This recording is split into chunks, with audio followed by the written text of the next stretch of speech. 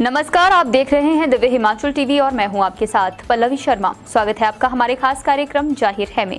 जाहिर है में आपसे बात करेंगे अंतर्राष्ट्रीय, राष्ट्रीय और राज्य की कुछ खबरों पर।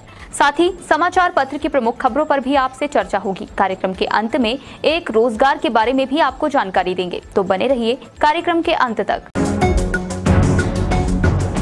सबसे पहले बात करते हैं अंतर्राष्ट्रीय खबरों की। इटली में फिर जबरदस्त तूफान से तबाही की खबर है। एक न्यूज एजेंसी के मुताबिक 7 लोगों के मारे जाने की खबर मिली है। इससे पहले अगस्त में भी देश में विनाशकारी तूफान आया था, जिसमें दर्जनों लोगों की जान गई थी। रूस से जंग लड़ रहे यूक्रेन को अमेरिका ने $60 करोड़ की अतिरिक्त सैन्य सहायता देने का ऐलान किया है। अमेरिकी विदेश विभाग ने शुक्रवार को ये घोषणा की। भारतीय मूल की अमेरिकी राजनीतिक कार्यकर्ता शेफाली राजदान दुग्गल को नीदरलैंड में अमेरिका का अगला राजदूत नियुक्त किया गया है। अमेरिकी सीनेट ने इस पद के लिए ध्वनि मत से दुग्गल के नाम की पुष्टि की है। हरिद्वार में जन्मी दुग्गल कश्मीरी पंडित समुदाय से ताल्लुक रखती हैं।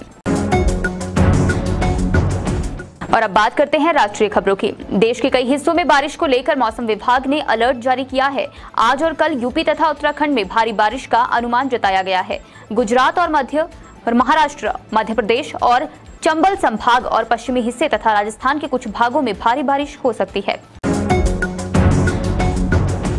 कांग्रेस की भारत जोड़ो यात्रा के लिए फंड न देने पर दुकानदार के साथ कथित तौर पर धमकी देने का मामला सामने आया है। एक न्यूज एजेंसी के मुताबिक केरल के कोल्लम में यात्रा के लिए 2000 रुपए न देने पर कांग्रेस कार्यकर्ताओं ने सब्जी विक्रेता के साथ बदसलूकी की। दिल्ली के सीएम और आम आदमी पार्टी के संयोजक अरविंद केजरीवाल के बयान को पूर्व सेवानिवृत्त नौकरशाहों ने गैर संवैधानिक बताया है। 56 पूर्व सिविल सेवकों ने भारत के चुनाव आयोग को पत्र लिखकर आम आदमी पार्टी की मान्यता वापस लेने का आग्रह किया है। अब बढ़ते हैं राज्य की खबरों की तरफ। राजधानी शिमला और नई दिल्ली के बीच 26 सितंबर से हवाई उड़ानें शुरू होंगी। पर्यटन विभाग, एलायंस एयरवेज और जुब्बड़हट्टी हवाई अड्डा प्रबंधन ने इस बाबत सभी औपचारिकताएं पूरी कर ली हैं। हिमाचल प्रदेश हाईकोर्ट ने राज्य की आईटीआई में 248 पदों की चयन प्रक्रिया को रद्द करने के निर्णय को सही ठहराया है। अदालत ने अपने फैसले में कहा है, इस भर्ती घोटाले में की गई जांच के आधार पर भर्ती प्रक्रिया को रद्द करने का फैसला सही और उचित है। कथित फर्जी डिग्री मामले में पुलिस की विशेष जांच टीम एसआईटी एसपी गोयल विश्वविद्यालय पर शिकंजा कसने की तैयारी में है।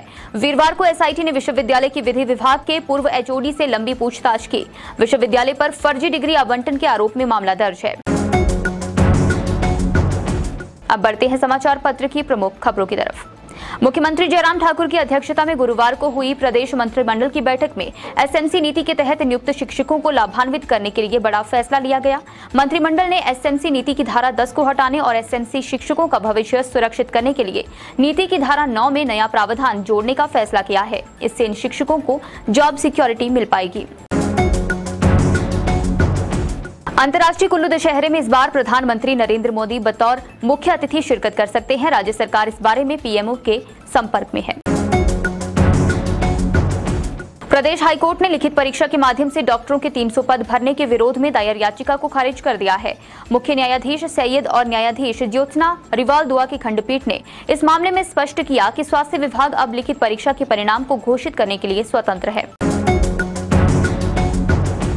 और अब बात करते हैं संपादकीय पृष्ठ की। सिरमौर की माटी और माथे का सबसे बड़ा सवाल अंततः गिरिपार के लोगों को जनजातीय दर्जा मिलने से हल हो गया। इस लेख को जय माटी जय हाटी शीर्षक के साथ संपादकीय पृष्ठ में पढ़ सकते हैं। इसके अलावा कांग्रेस की भारत जोड़ो यात्रा कुलदीप चंद अग्निहोत्री का लेख भी आपको यहाँ पढ़ने को मिलेगा। इंटर कॉलेज में गेम का महत्व भूपेंद्र सिंह का लेख भी आप यहाँ पढ़ सकते हैं। छिलकों की छाबड़ी में पूरन शर्मा का लेख हिंदी पकौड़े का पकौड़ा आपको पढ़ने को मिलेगा।